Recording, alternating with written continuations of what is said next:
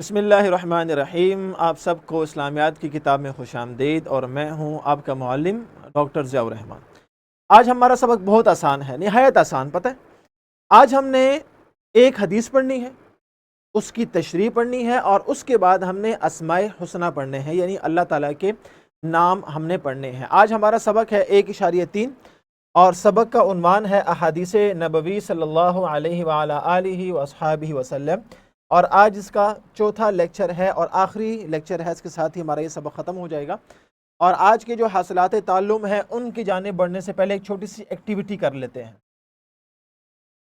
جس کو جواب آتا ہے وہ فوراً ہینڈ ریز کرے گا، جو ویڈیو میں ہے وہ فزیکلی ہینڈ ریز کریں گے، اور جو ویڈیو میں نہیں ہے وہ تھمز اپ کریں گے، ٹھیک ہے؟ اور میں سے سوال پوچھوں گا۔ پہلا سوال کیا ہے، اس کا جواب کس کو آتا ہے؟ ماتحت کے ساتھ کیسا سلوک کرنا چاہیے، یعنی آپ کے اندر جو کام کرنے والے لوگ ہیں ان کے ساتھ کیسا سلوک کرنا چاہیے؟ جی کون بتائے گا؟ کل ہم نے حدیث میں پڑھا تھا۔ جی امبر فاطمہ، رائٹ، انمیوٹ کریں بیٹا۔ ماتحت کے ساتھ اچھا سلوک کرنا چاہیے۔ اور جو حدیث میں آیا تھا کہ کیا کیسے سلوک کرنا چاہیے، اچھا سلوک کیسے کرنا چاہیے، اس میں 4 باتیں تھیں، وہ کس کو یاد ہے؟ کون بتائے گا؟ ہم جو لباس پہنیں گے وہ انہیں بھی پہنائیں، ہم جو کھانا کھائیں گے وہ انہیں بھی کھلائیں، اور ویری اگر گڈ۔ ہمیں کوئی وہ بڑا کام کہیں گے تو ہم ان کے ساتھ بٹائیں کام میں۔ ہاں، ان سے ان کی طاقت سے زیادہ کام نہ لیں، اور اگر کوئی کام لیں تو ساتھ ان کی مدد بھی کریں، ان کے ساتھ تعاون کریں۔ ویری گڈ، شاباش امبر بیٹا۔ دوسرا سوال، مشورہ دیتے ہوئے کن باتوں کا خیال رکھنا چاہیے؟ کل ہم نے حدیث پڑھی تھی نا، کہ کون بتائے گا؟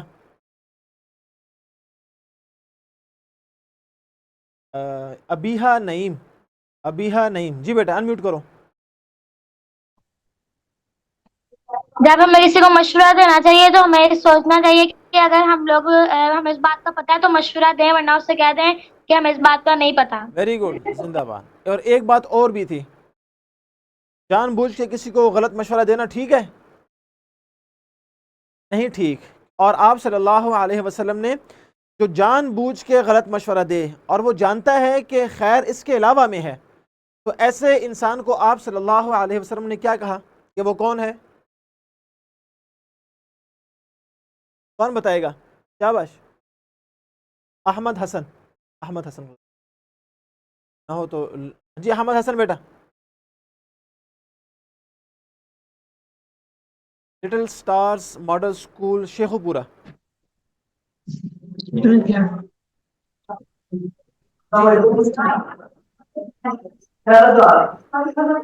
کیا کہا ہے ایسے انسان کو؟ ایسے انسان کو کہا ہے خائن، خیانت کرنے والا، ٹھیک ہے؟ اچھا، تیسرا سوال اور بہت آسان ہے، ہم نے جو آخری حدیث پڑھی تھی کل، علم، رزق اور عمل، جب اللہ تعالیٰ سے آپ علم کا سوال کریں تو کون سا علم مانگنا چاہیے؟ اگر رزق کا سوال کریں تو کون سا رزق مانگنا چاہیے؟ اور اگر عمل اللہ تعالیٰ سے مانگے تو کون سا عمل مانگنا چاہیے؟ الحیان اسکول، جی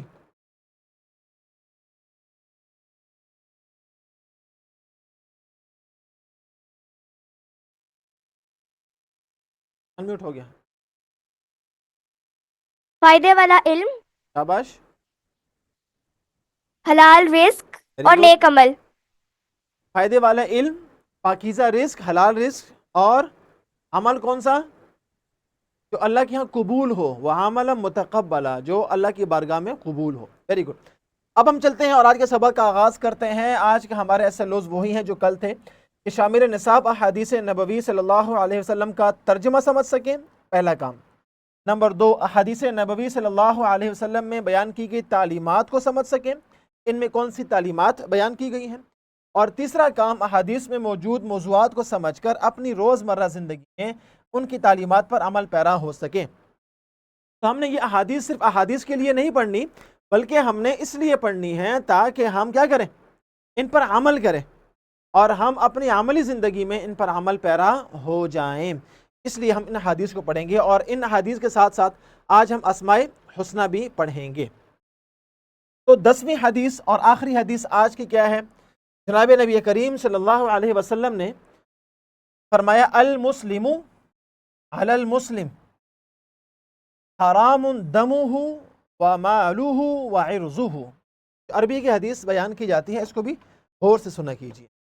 المسلم علی المسلم، ایک مسلمان کا دوسرے مسلمان پر، حرام، حرام ہے کیا؟ دمہ، اس کی جان۔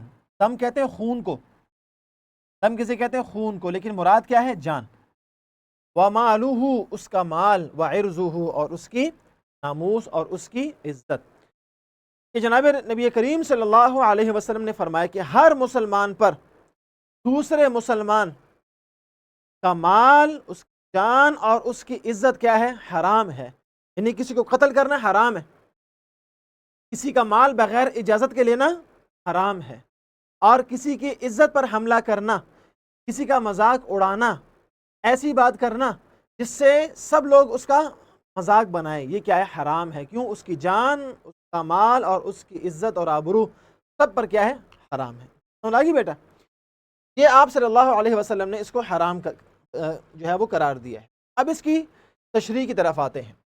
سب سے پہلے ہے عزت نفس۔ یاد رکھیں، مسلمان کی عزت نفس ہر ایک کی سیلف رسپیکٹ ہے۔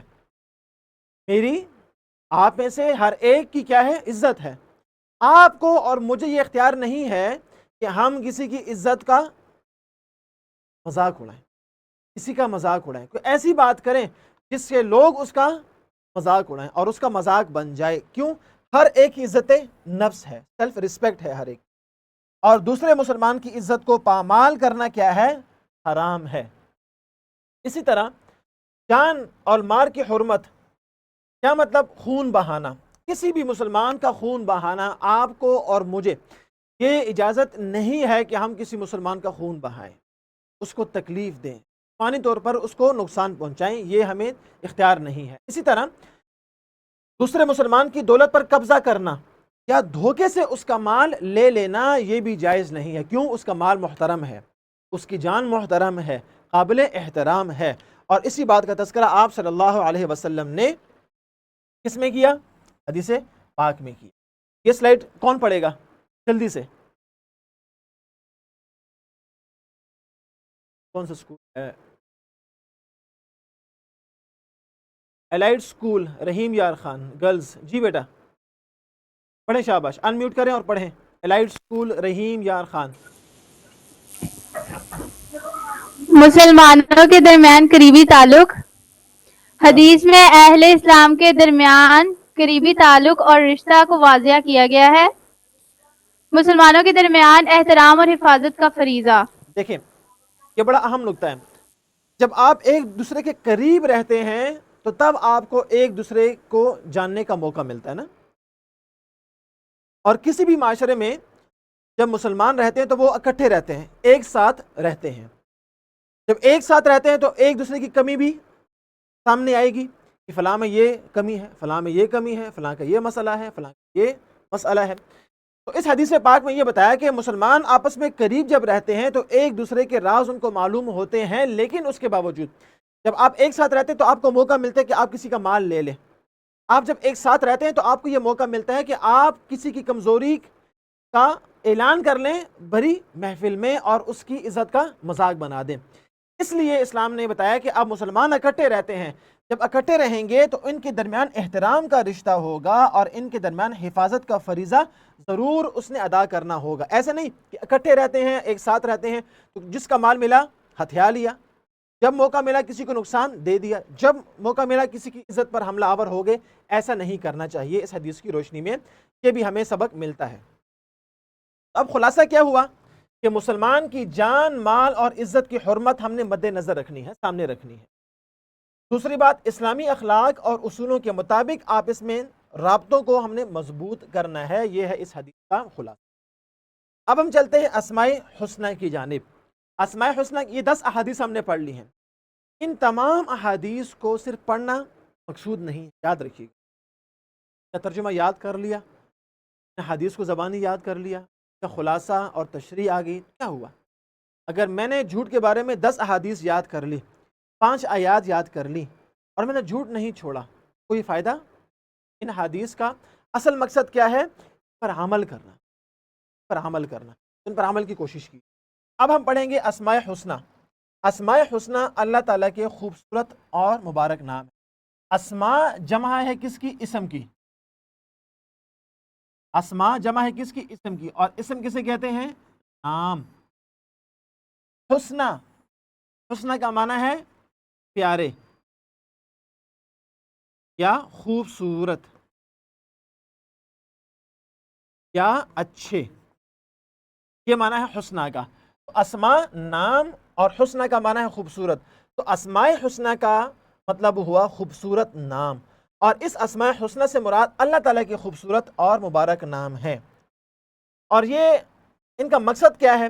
اسماء حسنہ جیسے الرحمن، الرحیم، الخالق، المالک، یہ تمام کیا ہیں؟ اللہ تعالیٰ کے صفاتی نام ہیں. ان کا مقصد کیا ہوتا ہے؟ ان کا مقصد یہ ہوتا ہے کہ اللہ تعالیٰ کی ذات کو پہچان لینا کہ اس کا ذاتی نام تو اللہ ہے، لیکن وہ رحمان بھی ہے، وہ رحم کرنے والا بھی ہے، وہ خالق بھی ہے، وہ مالک بھی ہے، وہ رازق بھی ہے. تو ان اسماء حسنہ کے ذریعے سے، ان صفاتی ناموں کے ذریعے سے اللہ تعالیٰ کی پہچان ہوتی ہے، اس کی عظمت کا اظہار ہوتا ہے کہ اتنا عظیم رب کہ وہ علی کل شیء قدیر ہے. اچھا، ہر چیز پر قادر ہے، اتنی عظمت والا. تو ان اسماء حسنہ کا مقصد کیا ہوتا ہے؟ اللہ تعالیٰ کو ان کی صفات کے ذریعے سے پہچان لینا. جیسے ہم جب ایک دوسرے کا تعارف کرواتے ہیں تو مثال کے طور پر میں کہتا ہوں کہ علی بہت بہادر ہے، وہ وقت کا پابند ہے، وہ کوئی بھی کام تاخیر سے نہیں کرتا، وہ کسی کا خوف اس کے دل میں موجود نہیں ہے، وہ اپنا کام خوب شوق سے کرتا ہے، وہ کھیلوں میں بھی حصہ لیتا ہے. اب دیکھیں علی کی جو صفات آپ کے سامنے میں نے بیان کی، ان سے کیا ہوتا ہے کہ علی کی عظمت آپ کے دل میں آتی ہے، اس کی اچھائی آپ کے دل میں بیٹھتی ہے کہ اس میں اتنی صفات کیا ہیں؟ موجود ہیں. احمد حسن، ہینڈ ریز مت کرو بیٹا، ہینڈ ویو کرنے کی بات نہیں ہے، جو سبق اس کو غور سے سنو، ٹھیک ہے؟ احمد حسن، ہینڈ ویو مت کرو بیٹا، سبق کے پر فوکس کرو. اب یہ علی کی تمام صفات، ان کا مقصد کیا ہوتا ہے کہ علی اچھائی آپ کے ذہن میں بیٹھ جاتی ہے. اسی طرح اللہ تعالیٰ کی جو صفاتی نام ہیں، ان صفاتی ناموں کا مقصد کیا ہے؟ ان کا مقصد ہے اللہ تعالیٰ کی عظمت کو دل میں بٹھانا، اور انہی کو کہتے ہیں اسماء حسنہ. اب قرآن پاک میں اللہ تعالیٰ نے ارشاد فرمایا وَلِلَّهِ الْأَسْمَاءُ الْحُسْنَى فَادْعُوهُ بِهَا. مشہور آیت ہے، وَلِلَّهِ کہ اللہ ہی کے لیے ہیں پیارے پیارے نام اور بہترین اور اچھے نام، فَادْعُوهُ بِهَا، اور تو تم اسی ناموں کے ذریعے سے اللہ سے دعا کرو. اور ہر مسلمان کو چاہیے کہ جب اللہ تعالیٰ سے دعا کرے تو اس کے پیارے ناموں کے ذریعے سے دعا کرے. یا رحمان، یا رحیم، یا مالک الملک، اے باری تعالیٰ، اے جو ہر ایک پر رحم کرتا ہے. تو ہم اللہ تعالیٰ کے جو نام ہیں ان کے ذریعے سے دعا کریں. اور حدیث پاک میں آتا ہے جو شخص اللہ تعالیٰ کے ناموں کو شمار کرے گا اور ان کو یاد کرے گا وہ جنت میں داخل ہوگا. تو اس لیے اللہ تعالیٰ کے ناموں کو گننا اور ان کو یاد کرنا یہ ہمارے لیے کیا ہے؟ ضروری. اب اس کے بعد اللہ تعالیٰ کے ناموں کے ذریعے دعا کرنا. یاد رکھیے دعا تو ویسے بھی مؤثر ہے، اللہ تعالیٰ ویسے بھی ہر ایک کی دعا کو سنتے ہیں، لیکن جب آپ اللہ تعالیٰ کے ناموں کے ذریعے سے دعا کرتے ہیں تو وہ دعا زیادہ مؤثر ہوتی اور اللہ کے ہاں زیادہ قبول ہوتی. اور اسی طرح آپ کبھی نوٹ کیجئے گا، جب آپ عبادت کریں اور عبادت میں اللہ تعالیٰ کی اسماء حسنہ کو آپ یاد کریں اور ان کے ذریعے اللہ تعالیٰ کو پکاریں، خشوع اور خضوع کیا ہوتا ہے؟ بڑھ جاتا ہے. اور دنیا اور آخرت میں اللہ تعالیٰ کی برکتوں کا اور ان کے ناموں کی برکتوں کا حصول ممکن ہوتا ہے. یہ ہے اسماء حسنہ کی فضیلت.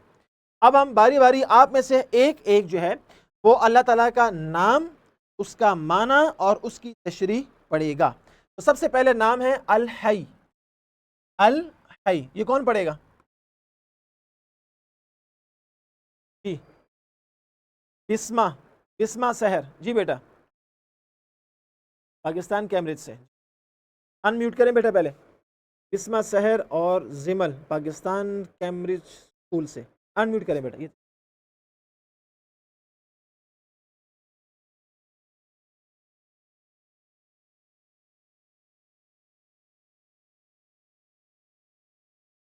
معنی ہمیشہ زندہ رہنے والا. تشریح اللہ کی زندگی ہمیشہ قائم رہتی ہے، کوئی اس کی زندگی میں کیا ہے آگے نہیں آئی سر نیچے نظر نہیں آ رہی کوئی لائن. اس کی زندگی میں کمی نہیں کر سکتا. یعنی اس کی زندگی ایسا نہیں، دیکھیں ہم بھی زندہ ہیں نا، لیکن ہماری زندگی ایک وقت کے لیے ہے. وہ الحی ہے، ہمیشہ زندہ رہنے والا. اس کی زندگی کا کبھی اختتام نہیں ہے. یہ ہے الحی، حی زندہ کرنے والا اور زندہ کرنے والا اور رہنے والا. دوسرا نام جی کون پڑھے گا؟ King way group of schools boys. جی بیٹا انمیوٹ کرو، شاباش. معنی سب کو اپنی تدبیر سے قائم رکھنے والا. شاباش. تشریح اللہ سب کو اپنی طاقت و تدبیر سے برقرار رکھتا ہے. دوسرا نام ہے القیوم. کیا نام ہے؟ القیوم. القیوم کا معنی دیکھیں نام ہی سے واضح ہے، قیوم قائم رکھنے والا. اس دنیا کا تمام نظام، آسمان، زمین، چاند، سورج، نظام شمسی، پہاڑ، دریا، سمندر، ہوا، یہ تمام نظام کو قائم کرنے والا کون ہے؟ اللہ تعالیٰ. اور اس نے یہ قائم کیا ہے اپنی تدبیر سے، اس لیے اس کو کہتے ہیں القیوم، قائم رکھنے والا. ٹھیک ہے، شاباش. تیسرا نام اللہ تعالیٰ کا تیسرا پیارا نام وہ ہے الواجد. یہ پڑھیں گے king way group of school والے. واجد صاحب کو جو سکول ہے وہ پڑھو تاکہ آپ کو پتہ چلے کہ واجد کا مطلب کیا ہے. جی شاباش. معنی وجود عطا فرمانے والا. تشریح اللہ ہر چیز کو وجود عطا کرتا ہے. واجد دیکھیں نام ہی سے واضح ہے نا، وجود سے بنا ہے. واجد وجود عطا کرنے والا. ہم سب کو وجود عطا کرنے والا کون ہے؟ اللہ تعالیٰ. چاند کو وجود عطا کرنے والا، کائنات کو وجود عطا کرنے والا. ٹھیک ہے، سائنس آپ کو کہتی ہے کہ بگ بینگ سے یہ دنیا وجود میں آئی، ٹھیک ہے، لیکن اس کا وہ تو سبب ظاہری ہے. اصل سبب اور سبب حقیقی کون ہے؟ وہ اللہ کی ذات. اگر بگ بینگ بھی ہوا تو وہ بھی اللہ کے حکم سے ہوا. ٹھیک ہے، تو یہ ہر چیز کو وجود عطا فرمانے والا وہ کون ہے؟ اللہ تعالیٰ کی ذات. دوسرا نام الماجد. الماجد یہ کون پڑھے گا؟ السعید ایجوکیشن سسٹم، رحیم یار خان گرلز. جی بیٹا.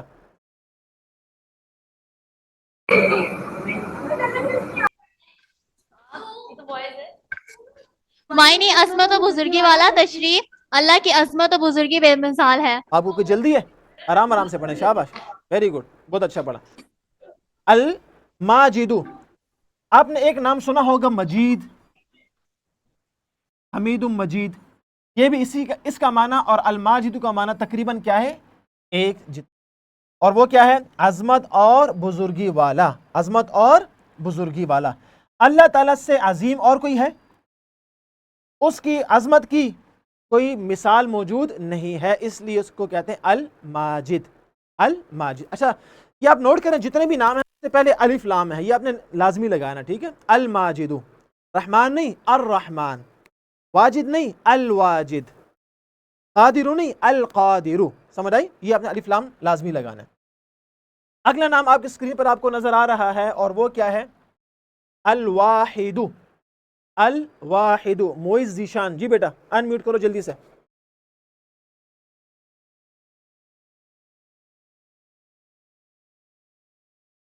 آپ کی آواز نہیں آ رہی بیٹا، پھر آ رہی آواز نہیں آ رہی. الحیان والے. جی الحیان پڑھے بیٹا، ویسے بھی آپ قریب آ گئے ہو، پڑھو ابھی. شاباش. الواحد معنی یکتا. تشریح اللہ واحد اور یکتا ہے، اس کا کوئی شریک نہیں. ہاں، الواحد. قل هو اللہ احد. واحد یا وحید یا احد، ان سب کے معنی میں کیا ہوگا؟ یکتا. اچھا یہاں پر ایک بات آپ نے ذہن میں رکھنی، اللہ تعالیٰ ایک ہے یہ کہنا ٹھیک تو ہے، لیکن زیادہ بہتر یہ ہے کہ ہم کہیں کہ وہ یکتا ہے. اللہ تعالیٰ ایک ہے یہ بھی کہنا ٹھیک ہے، لیکن اب یہ قلم بھی تو ایک ہے نا. اس جیسے اور قلم بھی تو ہو سکتے ہیں کہ اور ہو سکتے ہیں نا. اب یہ ایک ہے کہ میرے سامنے بورڈ ہے، یہ ایک ہے. میرے سامنے کیمرہ ہے، یہ ایک ہے. اوپر پنکھا ہے، یہ ایک ہے. یہ لائٹ ایک ہے، لیکن یہ لائٹ، پنکھا اور بورڈ یکتا نہیں ہے. یکتا کا مطلب اس جیسا کہیں کوئی دوسرا ہو ہی نہیں سکتا. تو قل هو اللہ احد کہہ دو اللہ ایک ہے، یہ بھی ٹھیک ہے، یہ غلط نہیں ہے، لیکن بہتر ہے، زیادہ اچھا ہے کیا کہ آپ کہیں کہ کہہ دو اللہ تعالیٰ یکتا ہے. یکتا کیا مطلب کہ آپ کے سامنے نہیں تو کہیں اور بھی اس کا کوئی شریک ہو سکتا ہے؟ نہیں، یکتا ہے، کہیں کوئی بھی اس کا شریک نہیں ہو سکتا. لہٰذا بہتر کیا ہے کہ آپ ایک کی بجائے کہیں وہ یکتا ہے. یکتا کا مطلب جس کی کوئی مثال موجود نہ ہو، جس جیسا اور کوئی موجود نہ ہو. ٹھیک ہے، کیا بس آگے چلیں. الصمدو، الصمدو. جی انس انمیوٹ کرو بیٹا. انس انمیوٹ کرو بیٹا. کون بتائے گا؟ امن نثار، امن نثار ناصر انمیوٹ کرو بیٹا. امن نثار، امن نثار بلو ماسک والی.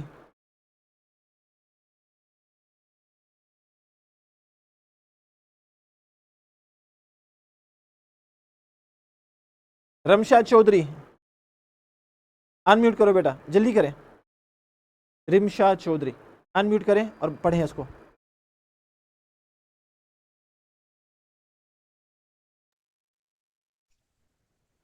معنی بے نیاز. تشریح اللہ ہر چیز سے بے نیاز ہے، سب کچھ اس کے محتاج ہے. نام کیا ہے؟ الصمد. پہلے نام پڑھا کریں. الصمد، الصمد کا معنی کیا ہے؟ بہت آسان ہے. قل هو اللہ احد اللہ الصمد. اللہ بے نیاز ہے. بے نیاز کیا؟ بے نیاز کا آسان سا معنی اور مفہوم یہ ہے کہ تمام مخلوق اس کی محتاج ہو اور وہ کسی کا محتاج نہ ہو. یہ الصمد. تمام مخلوقات اس کی محتاج ہوں اور وہ کسی کا محتاج نہ ہو، اسے کہتے ہیں الصمد. اب اللہ تعالیٰ اس پورے کائنات کا نظام چلا رہے ہیں. آیا وہ کسی کا محتاج ہے؟ وہ انسانوں کا محتاج ہے؟ بالکل بھی نہیں. وہ فرشتوں کا محتاج ہے؟ بالکل بھی نہیں. لیکن ہم سب اسی کے کیا ہیں؟ محتاج ہیں ہر کام کرنے میں. یہی معنی ہے الصمد کا. القادر، جی القادر السعید ایجوکیشن سسٹم کے بعد میں آتا ہوں لٹل سٹار کی طرف. شاباش، تیار رہنا.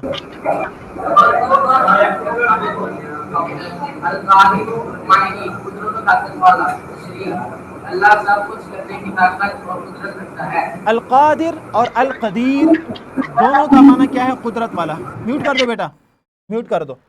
قادر اور قدیر قدرت والا، جو ہر کام کرنے کی قدرت رکھتا ہو، ہر کام کرنے کی طاقت رکھتا ہو. اب میں کچھ کام میں بھی کر سکتا ہوں، لیکن آیا میں ہر کام کر سکتا ہوں؟ میں تمام کام کر سکتا ہوں؟ نہیں. میں ایک حد تک جا سکتا ہوں، اس حد سے آگے میری لمٹ ختم ہو جاتی ہے. لیکن اللہ تعالیٰ کی قدرت کی کوئی لمٹس نہیں ہے.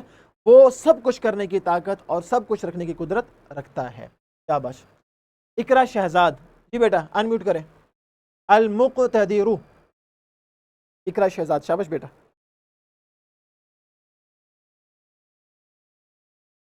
آپ کو نہیں آ رہا انمیوٹ کرنا؟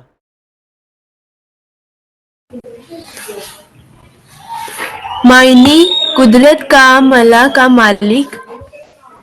تشریح اللہ کی قدرت مکمل اور کامل ہے. المقتدر، اس کا معنی، یہ لفظ معنی نہیں، یہ لفظ ہے معنی. لفظ کیا ہے؟ معنی. تو اندر سب نے ایسے ہی پڑھنا ہے. المقتدر کا معنی کیا ہے؟ قدرت کاملہ. کاملہ نہیں، قدرت کاملہ یعنی مکمل اور کامل قدرت کا مالک. اس کی قدرت مکمل ہے. میری قدرت مکمل نہیں ہے، وہ محدود ہے، لمیٹڈ ہے.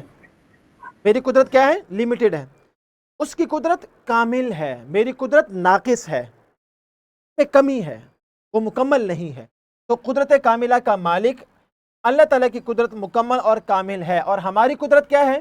ناقص، ادھوری جسے کہتے ہیں آپ، کم ہے، مکمل نہیں ہے، نامکمل ہے. اگلا نام بابرکت نام وہ ہے المقدم. لٹل سٹارز ماڈل سکول شیخ پورہ، گرلز کی طرف سے کوئی بولے بیٹا. شاباش، انمیوٹ کریں. شاباش.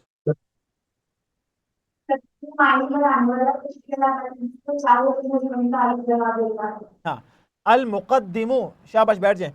اس کا معنی کیا ہے؟ بڑھانے والا. دیکھیں مقدم کس سے بنا ہے؟ قدم لینا. قدم جب لیتا ہے انسان تو آگے بڑھتا ہے نا، تو اسی سے بنا ہے المقدم، بڑھانے والا.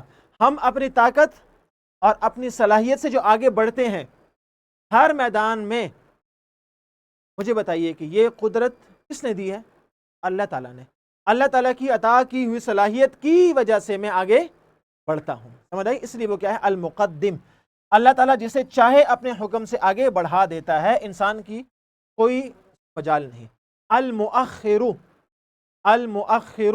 جی یہ کون پڑھے گا؟ عبداللہ وقار. عبداللہ وقار، شاباش بیٹا. انمیوٹ کرو. شاباش، اسمائل نہ دو. شاباش شاباش شاباش. تو آتا ہے انمیوٹ کریں. تو آتا ہے المقیر. المقیر. ہاں، معنی کیا ہے؟ امبر پیچھے فاطمہ. رکھنے والا. ہاں تو آگے پڑھو. شاباش نے بیٹا، پوری سلائڈ پڑھو، میں بار بار تو نہیں کہوں گا. شاباش. المقیر معنی پیچھے رکھنے والا. ہاں تشریح اللہ جسے چاہے اپنے حکم سے پیچھے کر دیتا ہاں، ہے. یہ ہے المؤخر. مؤخر نہیں ہے، المؤخر. میوٹ کر دیں اس کو. المؤخر. مؤخر مطلب تاخیر، پیچھے رہ جانا. اللہ تعالیٰ جس کو چاہے مقدم کرتا ہے اور جس کو چاہے تو وہ پیچھے رکھتا ہے، مؤخر کرتا ہے، پیچھے رکھتا ہے. یہ فیصلے اللہ تعالیٰ کے ہیں. تو المؤخر کا معنی ہے پیچھے رکھنے والا. تشریح اللہ تعالیٰ جسے چاہے اپنے حکم سے پیچھے کر دیتا ہے. یہ ہے اللہ تعالیٰ کے نام. اگلا نام الاول. الاول کون بتائے گا؟ ابیہا نعیم. ابیہا نعیم نیچے انمیوٹ کریں بیٹا. الاول معنی سب مخلوقات اور موجودات سے پہلے تشریف. اللہ ہر چیز سے پہلے ہے، اس کی کوئی ابتدا نہیں. یہ بڑا آسان سا نام ہے اور بڑا اہم، اس کو جاننا، یاد رکھیں. الاول وہ اول نہیں ہے، وہ الاول ہے. وہ کیا ہے؟ الاول ہے. اول کسے کہتے ہیں کہ آپ اول نمبر پر آ گئے ہیں. سب سے پہلے جو آتا ہے نا اس کو کہتے ہیں اول. یاد رکھیں ہم سب کی ایک ابتدا ہے. ہر انسان کی پیدائش سے اس کی ہوتی ہے ابتدا، اور جیسے اس کی موت سے اس کا اختتام ہوتا ہے. لیکن اللہ تعالیٰ کی ابتدا وہ ہر چیز سے کیا ہے؟ پہلے موجود ہے. وہ زمانے سے بھی پہلے کیا ہے؟ موجود ہے. ہم جب آپس میں مثال دیتے ہیں کہ اس کی عمر 100 سال ہے، 50 سال ہے، 30 سال ہے، 19 سال ہے، 15 سال ہے، تو ہم ایک زمانے سے اس کی ابتدا کرتے ہیں اور ایک زمانے تک اس کا اختتام کرتے ہیں. لیکن اللہ تعالیٰ زمان اور مکان سے کیا ہے؟ پاک. وہ ہر چیز سے پہلے ہے. اس سے پہلے کوئی چیز کائنات میں موجود وہ ہے الاول. وہ سب سے پہلے کیا تھا؟ موجود تھا. اور دوسرا نام کیا ہے؟ الآخر. اس کا معنی تمام موجودات کے بعد بھی باقی رہنے والا. ایک وقت آئے گا کہ تمام مخلوقات ختم ہو جائیں گی، یہاں تک کہ موت کو بھی موت آ جائے گی، اور اس وقت اکیلی ذات موجود ہوگی. وہ کس کی ہوگی؟ اللہ تعالیٰ کی ذات ہوگی. اس لیے کہ اس کا نام ہے الآخر. معنی تمام موجودات کے بعد بھی باقی رہنے والا. یعنی اللہ تعالیٰ ہر چیز کے خاتمے کے بعد بھی باقی رہے گا، اس کو زوال کبھی نہیں. اگلا نام الظاہر. اس کا معنی ہے قدرت کے اعتبار سے ظاہر. اللہ تعالیٰ کو ہم نہیں دیکھ سکتے. جنت میں موت کے بعد اس کا دیدار ہوگا، لیکن اس سے پہلے ہم اس کو دیکھ نہیں سکتے. لیکن وہ ظاہر ہے اپنی قدرت کے اعتبار سے. وہ ظاہر ہے اپنی جو نشانیاں ہیں کائنات میں اس کے اعتبار سے. یہ سورج، یہ کائنات کا نظام، یہ ہمیں پتہ دیتا ہے کہ اس کائنات کا بنانے والا کوئی موجود ہے. جیسے مثال کے طور پر یہ پین اگر میرے ہاتھ میں ہے تو یہ پین دیکھ کر آپ کے ذہن میں یہ آتا ہے کہ یہ کسی نہ کسی جگہ پر یہ بنا ہے.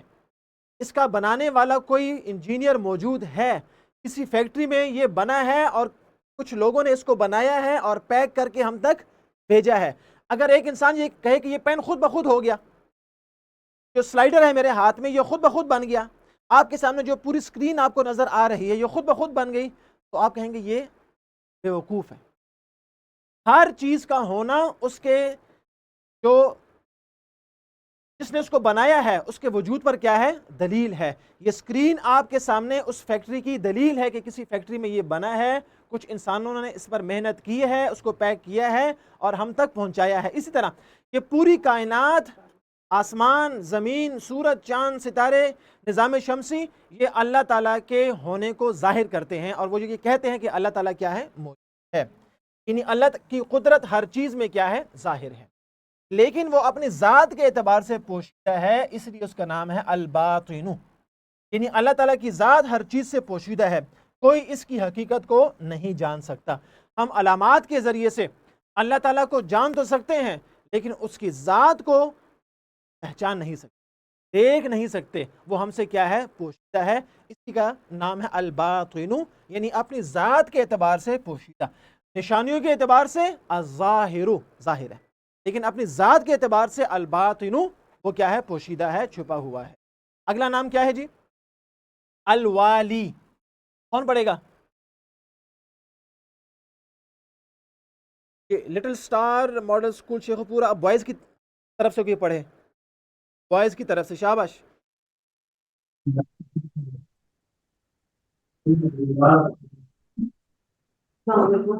پڑھیں بیٹا. مالک تصرف اور اختیار کا مالک تشریع اللہ ہر چیز پر اختیار رکھتا ہے اور اس کا تصرف بے مثال ہے. الوالی کا مطلب ہے اختیار کا مالک، تصرف کا مالک. ہم جو کہتے ہیں فلاں فلاں کا ولی ہے، اس کا نگران ہے، سربراہ ہے، یعنی اس کو اس پر اختیار حاصل ہے. ٹھیک ہے. اسی طرح اللہ تعالیٰ کا نام ہے الوالی، یعنی اختیار کا مالک، تصرف کا مالک. اللہ تعالیٰ ہر چیز پر اختیار رکھتا ہے اور اس کا تصرف بے مثال ہے، اس کی کوئی مثال موجود نہیں. المتعال، المتعال کا معنی ہے بلند اور برتر. عالی بھی اسی سے ہے. ٹھیک ہے جی. اور اللہ تعالیٰ سب سے بلند اور برتر ہے، اور اس کی شان کیا ہے؟ بے نظیر ہے اور بے مثال ہے، اس کی کوئی نظیر موجود نہیں ہے. اس لیے اس کا نام ہے المتعال، کہ وہ کیا ہے؟ بلند. اور اسی سے ہے اعلیٰ. یہ ذہن میں رکھیے گا. اگلا نام ہے اللہ تعالیٰ کا البر، جس کا معنی ہے اچھائی اور بھلائی فرمانے والا. اسی سے نام ہے نا ابرار، نیک لوگ جن کو کہتے ہیں ابرار، وہ اسی سے بنا ہے البر. اس کا معنی ہے اچھائی اور بھلائی فرمانے والا. اللہ تعالیٰ ہر عمل میں بھلائی اور اچھائی کا حکم دیتا ہے کہ ہمیشہ ہم نیک عمل کریں اور اچھے اعمال کریں. اگلا نام ہے التواب، یعنی توبہ قبول کرنے والا. توبہ کرنا ہمارا کام ہے اور قبول کرنا اللہ تعالیٰ کا کام ہے. اور اللہ تعالیٰ بہت زیادہ توبہ قبول کرتا ہے اور اپنے بندوں کی خطاؤں کو معاف کر دیتا ہے. اس کے بعد کیا نام ہے؟ المنتقم، یعنی بدلہ لینے والا. اگر کوئی نافرمانی کرے گا اور گناہ پر گناہ کرے گا اور اس پر اصرار کرے گا تو پھر اللہ تعالیٰ کیا کریں گے؟ اس کو اس کے گناہوں کا بدلہ دیں گے. اگر نیک اعمال ہیں تو ان کا بدلہ اچھا ہے، اور اگر اعمال برے ہیں تو ان کا بدلہ کیا ہے؟ برا ہے. یعنی جیسے اعمال ہیں اس کے مطابق بدلہ دینے والا. العفو، معاف کرنے والا. معافی مانگنا ہمارا کام، اور معاف کرنا اور معافی قبول کرنا وہ اللہ تعالیٰ کا کام. اور اللہ تعالیٰ اپنی رحمت سے ہی گناہوں کو معاف کرتے ہیں. یہ تھا ہمارا آج کا سبق. اور اب آپ نے ایکٹیویٹی کیا کرنی ہے؟ کہ کوئی ایک نام آپ نے لینا ہے اور اس کا معنی اور تشریح وہ آپس میں اس کی بات چیت کرنی ہے. اور گھر کا کام کیا ہے؟ کہ خطبہ حجۃ الوداع کی روشنی میں بتائیں کہ ہمیں ایک دوسرے کی جان، مال اور آبرو کے تحفظ کے لیے کن امور کو اور کن معاملات کو اختیار کرنا چاہیے. یہ آپ کے گھر کا کام ہے. اسی طرح اس SLO کی اور اس سبق کی ورک شیٹ اور کوشچن بینک آپ کے اسلامیات کے واٹس ایپ گروپ میں شیئر ہو چکا ہے. آپ کے جو ٹیچرز ہیں ان تک پہنچ چکا ہے. آپ ان سے لے کر آپ سافٹ میں یا آپ اس کا پرنٹ نکال کر اس کو حل کر کے ضرور اپنے اساتذہ کو دیجیے. اپنا بہت خیال رکھیے گا. انشاءاللہ تعالی اگلے لیکچر میں پھر ملاقات ہوگی. فی امان اللہ.